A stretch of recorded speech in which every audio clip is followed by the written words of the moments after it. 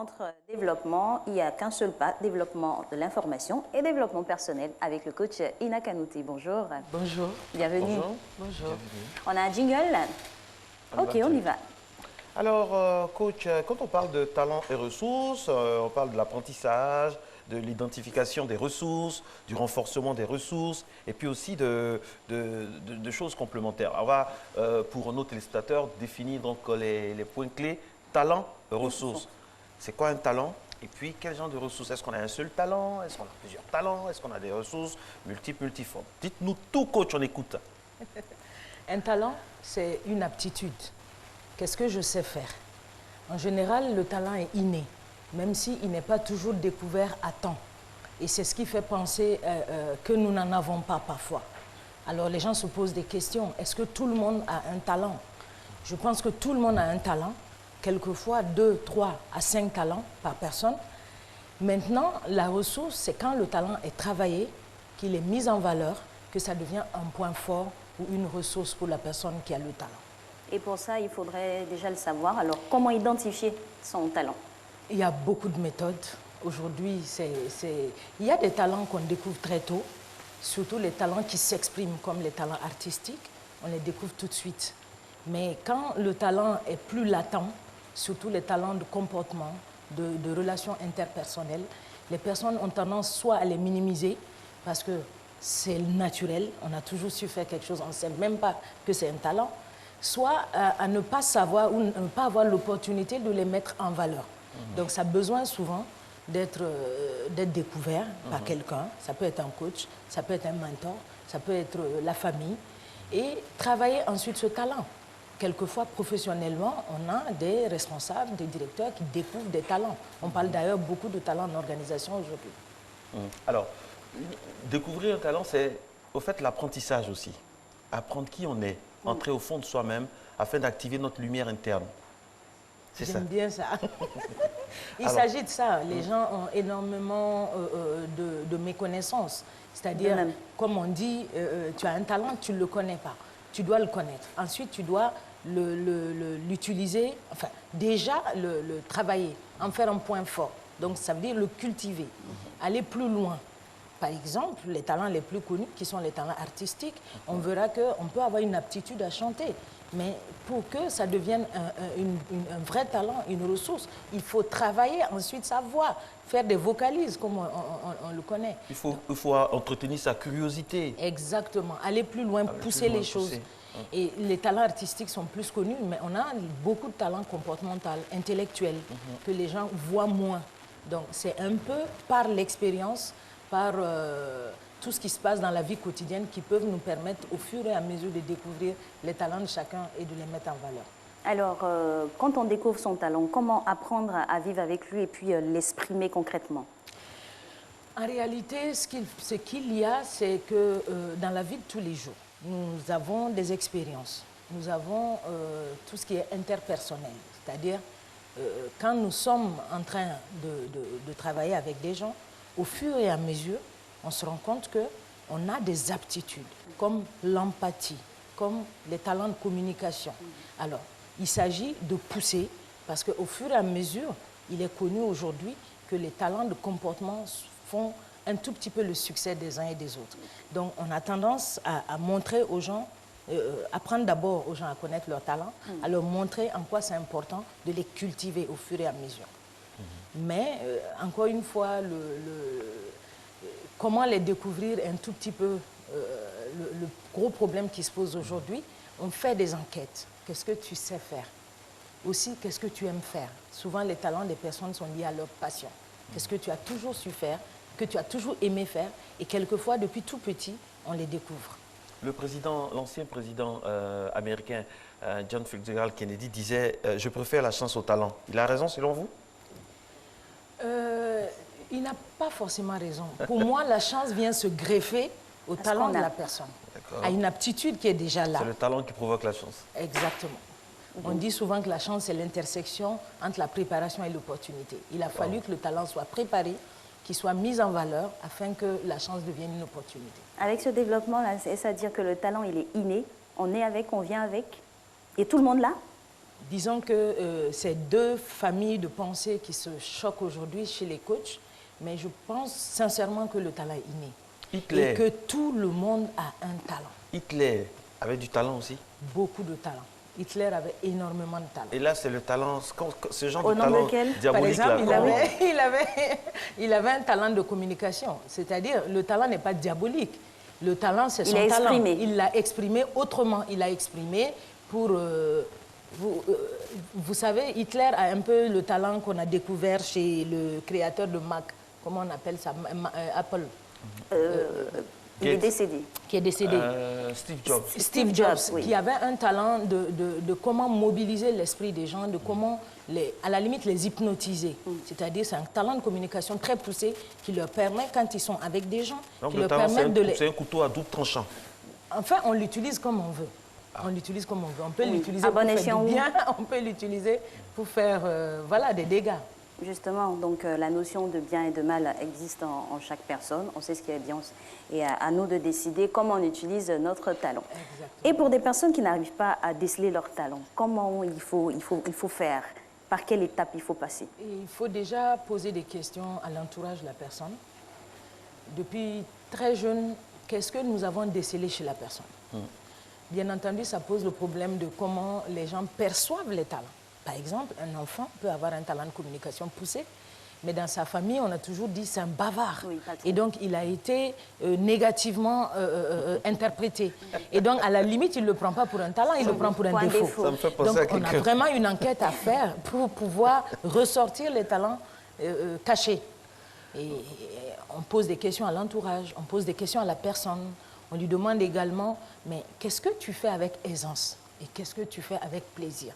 Parce que c'est ça aussi, quand on est dans son talent, on le fait avec beaucoup de plaisir. Voilà ce qui nous donne la piste aujourd'hui de se dire que les gens peuvent travailler, doivent travailler dans le domaine de leur talent pour avoir énormément de plaisir dans ce qu'ils font, dans la vie professionnelle. Ce que vous dites là, c'est très important parce que les parents, on a tendance à orienter les enfants dans tel ou tel domaine. Il faut plutôt écouter et observer leur talent ou leur domaine de prédilection. Merci, ça me fait plaisir. Des parents se disent... C'est une vraie maman qui parle. Oui. Beaucoup de parents se disent je suis avocat, il faut que mon enfant soit avocat. Ou alors aujourd'hui, les numériques sont là, il faut que mon enfant aille dans ce sens parce que voilà, ça va.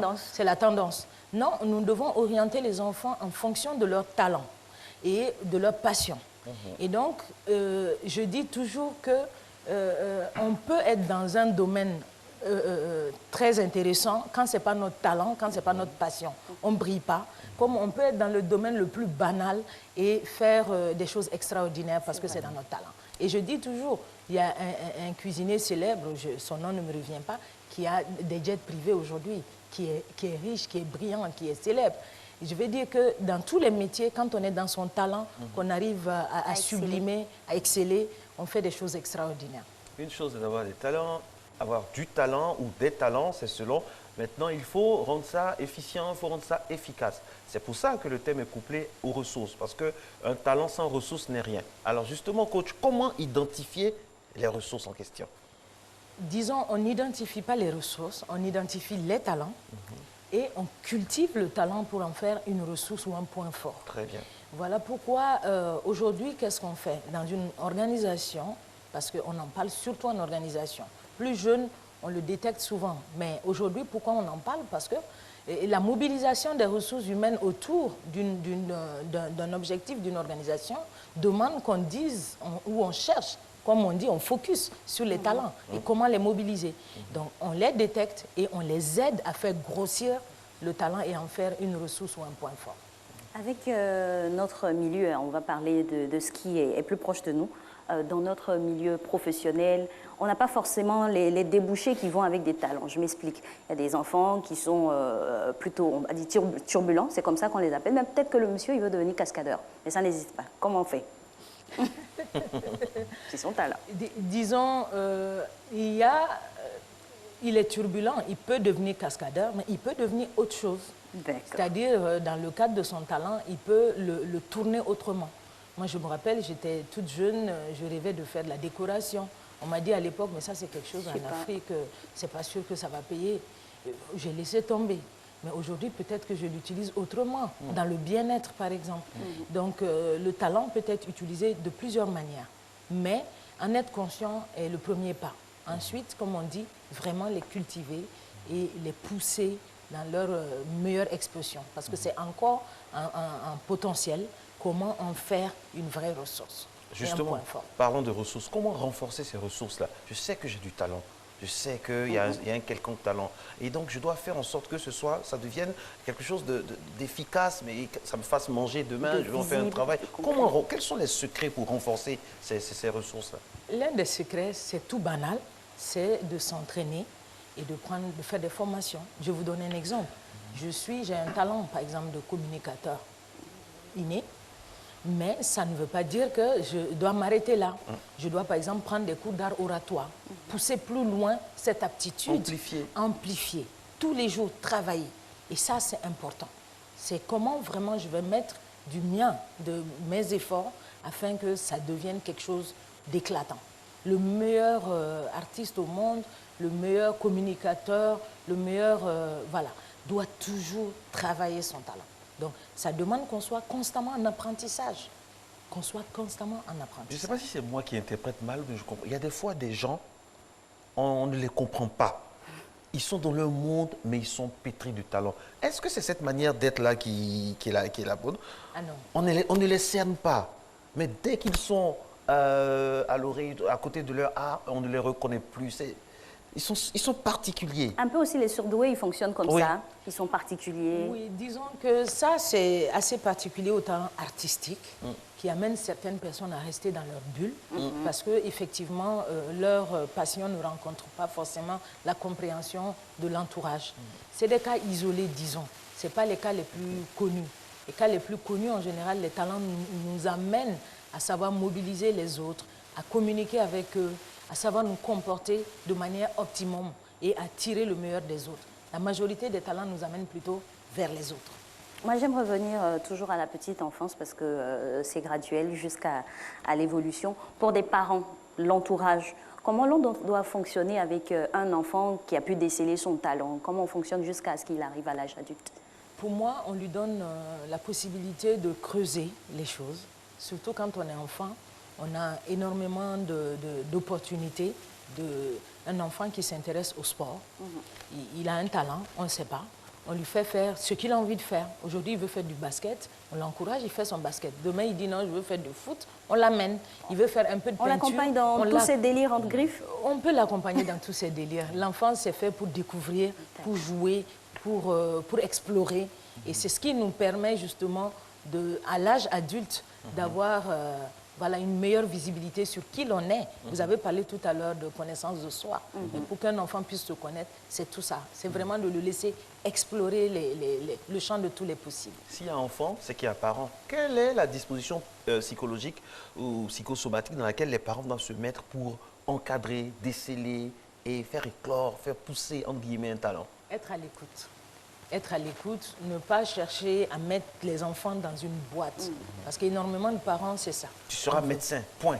Voilà, comme tu seras médecin, je suis un grand intellectuel, j'ai connu une jeune dame comme ça, elle voulait faire la coiffure, ses deux parents sont en bac plus 25, quoi. Bon, j'exagère, mais non, tu ne peux pas faire ça, parce que dans leur tête, moi, j'ai fait des études, des longues études, mais mon enfant doit être comme ça, sinon, ce n'est pas possible. Et on a des cas comme ça. La célèbre chanson, j'aurais voulu être Exactement. Il y a également ça, ceux qui prennent leurs ambitions, qui n'ont pas pu réaliser et qui calquent sur l'enfant. Alors, pour moi, l'enfant est vraiment un talent qu'on te confie et ton devoir, ta mission. C'est un talent qu'on te confie. Que Dieu nous confie. Que Dieu nous confie, qui n'est pas à toi. Oui. Tu es juste le gardien de ce talent-là et ton devoir, c'est de l'amener aussi à grandir et à pouvoir faire sa mission. Mais quand c'est l'enfant qui veut faire comme vous, par exemple l'enfant d'Alix, il dit il veut être présentateur télé. Non, et quand il vous dit ça de lui-même? Ça, l'enfant le dit souvent, effectivement. Sans que vous ayez eu une quelconque influence, l'enfant le dit, il dit je veux faire comme... Très souvent, à un certain âge, les enfants ont tendance à imiter les parents. Pour la petite histoire, ma maman était journaliste télé. Et je lui disais souvent, je veux être journaliste. J'ai commencé par faire la communication. Et après, j'ai vu que mon talent est ailleurs. Et j'ai changé. Alors, ça arrive très souvent. On le laisse faire. On se met à son écoute. À un moment ou à un autre, le vrai talent va se préciser. D'accord. Ah, c'est très important. On le laisse faire et après, on change. On ne perd pas du temps, de temps là. Non, on ne perd pas de temps. C'est un enfant. Par exemple, votre fille va vous dire, maman, je vais être journaliste comme toi. Tu dis, ah bon, ok, dis-moi comment tu vas faire. Et on le laisse s'exprimer. C'est tout ça l'enfance. C'est le jeu, c'est l'exploration. Et ensuite, à un moment donné, il va commencer à délaisser et à dire, ah, j'ai vu un médecin, tonton, il est médecin, on va essayer. Et en général, ça change quelques fois. Mais après, quand on enquête un tout petit peu, on verra qu'il y a un point commun en tout ce que l'enfant a choisi pendant son enfance. Le destin n'a pas quelque chose à y avoir? On peut l'appeler comme ça. Ah, on peut appeler ça mission de vie. Oui, parce que j'ai un exemple. Moi, je voulais toujours faire de la télévision, mais mon père, il insistait pour que je fasse de l'économie. Alors, j'ai terminé mon cursus en économie. Et bon, aujourd'hui, je sers là. C'est le destin. On peut dire ça comme ça. C'est inné en tout cas. Et l'économie vous aide d'une certaine manière. Toujours. Moi, aujourd'hui, je suis coach, mais la communication m'aide à faire passer mon message. Effectivement. Et d'ailleurs, on n'a pas qu'un seul talent. On en a 2, 3. Parfois, on a observé 5 talents chez la plupart des gens. Il y a un talent primaire. Exactement. Il y en a un qui va être mieux exprimé. Dominant. Et les autres vont venir en complément. Il faut tout faire pour que ce soit des talents positifs. Parce qu'il y a l'envers du décor, il y a des gens qui ont des talents néfastes. Et c'est inné aussi. Le talent est toujours positif. C'est l'utilisation et c'est lié aux valeurs. C'est-à-dire, j'ai mon talent, j'en fais ce que je veux. J'en fais des bonnes choses ou j'en fais des mauvaises choses. Mais le talent est toujours positif. Et le talent, il est intrinsèque ou il peut être développé par plusieurs personnes? Qu'est-ce que vous appelez... Non. Il est propre à nous-mêmes? Il est propre à nous. Il est propre à nous. Maintenant, il doit être cultivé. Et que le champ de distorsion de la réalité est très célèbre. C'est le talent qu'avait Steve Jobs d'amener, de fasciner tellement les gens autour de lui qu'ils oubliaient leur réalité. Quand il était là, il disait quelque chose, tout le monde était emballé. Après, il s'en va, les gens, à la limite, se réveillent pour dire « Mais qu'est-ce qu'on a accepté là ?» C'est parce qu'il avait ce talent particulier. Mais ce talent a été travaillé par Steve Jobs, par des méditations, par de la concentration, par du travail de soi, afin d'amener ça à son stade le plus magnifique. Steve Jobs qui disait un jour, et ça la phrase là m'est restée, si vous avez un talent, quelconque soit-il, tout le monde entier va se mettre en branle afin que ce talent puisse éclore en vous. Ça c'est vrai. Quand on a un petit talent et avec l'exercice régulier, vraiment tout autour de nos concours à nous tirer vers le haut. Exactement. On a l'impression qu'il y a une succession d'événements qui vont nous aider à les mettre en valeur. Mais j'ai vu aussi des cas différents. J'ai vu par exemple une fille avec laquelle j'ai collaboré quelque temps, qui a un talent extraordinaire de coiffure et qui me dit, moi j'ai fait des études de DRH, il me faut du travail dans un bureau. Parce que quelque part, elle a un blocage qui lui dit que c'est dans un bureau, c'est dans l'intellectualisme qu'il faut qu'elle évolue. Et donc, elle fait un blocage sur son talent. Le contraire aussi existe. Malgré peut-être les signes de la nature, de tout ce qu'on a dit, elle est bloquée parce que quelque part, elle se dit, c'est pas valorisant. Et donc, il faut un travail avec des personnes comme ça pour leur permettre d'accepter leur talent et de laisser éclore. Donc, qu'importe son background et son niveau, il faut s'ouvrir à son talent et puis l'exercer, l'exprimer. Il faut s'ouvrir à son talent et l'exprimer pour la simple raison que c'est quand on travaille dans le domaine de son talent qu'on s'épanouit le mieux, qu'on devient heureux. Parce que le travail n'est plus un travail, mais une passion. Voilà, ce qui est plus difficile et passionnant, c'est de savoir bien travailler sur soi-même. Alors, j'aimerais vous demander, coach, en Afrique, on a beaucoup de talents. Ça, c'est le continent où on a plusieurs talents, mais on n'a pas assez de ressources. Alors que le thème aujourd'hui, c'est talent et ressources. Comment on fait? Parce qu'on a l'impression que parfois, quand on est en Afrique, on ne peut pas aller au fond de son talent. Mais quand on va en Europe ou dans d'autres pays, c'est là-bas que c'est multiplié. Pourquoi? Est-ce que notre terre africaine ne peut pas faire naître, éclore et faire épanouir un talent? Faire naître et éclore peut-être. Faire épanouir un talent, effectivement, ça demande des moyens, des centres. En Europe, vous allez voir qu'il y a énormément de centres qui permettent aux gens de travailler leur talent. Nous n'en avons pas. Ça amène quelquefois certains à s'expatrier. Et pourtant.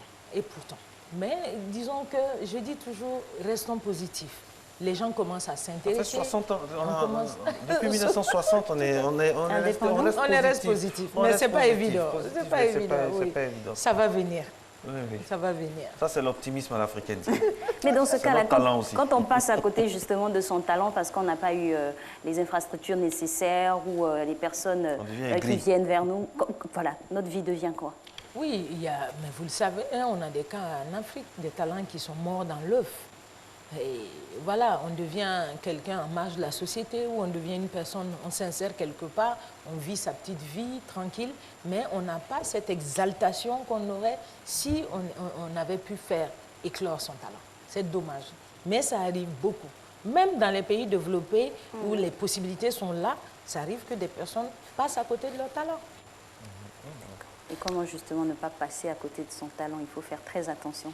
Il a dit un mot magique, connaissance de soi. Beaucoup de gens sont à l'écoute de tout, de l'actualité, des autres, du voisin, sauf d'eux-mêmes. Et comment on se connaît justement? On s'écoute. Venez, je vais vous montrer. Marco, voyons. On s'écoute, on médite, c'est-à-dire qu'on ne passe pas toute la journée à courir sans prendre le temps de faire attention. Voilà. Se poser. De se poser aussi des questions, de se poser les bonnes questions. Il y a un processus, en effet, mais globalement, il faut s'écouter. Il y a le talent qu'on a. Et puis, qu'est-ce que l'école peut nous apprendre dans notre talent? L'éducation en général, l'école en particulier. Disons, l'école, les expériences, les interactions vont donner une opportunité au talent, soit de s'exprimer, soit de grandir. Ce n'est pas toujours forcément l'école, mais l'école peut être un tremplin pour le faire. Alors, dans la quête de sa connaissance personnelle, vous avez donné plusieurs méthodes, il faut s'écouter. Ça ne va pas créer à la longue de l'anxiété, du stress quand on n'arrive pas à résoudre des situations Non, au contraire, quand on s'écoute, on se rend compte qu'on est plutôt en paix parce que ça nous permet de nous poser les bonnes questions, mais aussi de prendre les bonnes décisions. Et en la matière, on est aussi aidé. Je vous ai parlé du cas des organisations. J'ai un talent. J'ai mon chef, j'ai mon directeur. Dans les entreprises, les gens parlent beaucoup de talent. Ils peuvent nous aider à travailler notre talent, à le découvrir et à le mettre en valeur. On peut nous pousser à aller plus loin dans notre talent. Merci beaucoup à vous, coach. Merci infiniment pour cet océan de talent sur notre plateau de télé, avec beaucoup de ressources. Merci. Merci beaucoup. Et on salue votre mère, qui est grande présentatrice, une des plus grandes présentatrices de l'histoire du Mali, que nous saluons respectueusement. On très bonne journée. On espère que vous vous réveillez avec Matin Bonheur.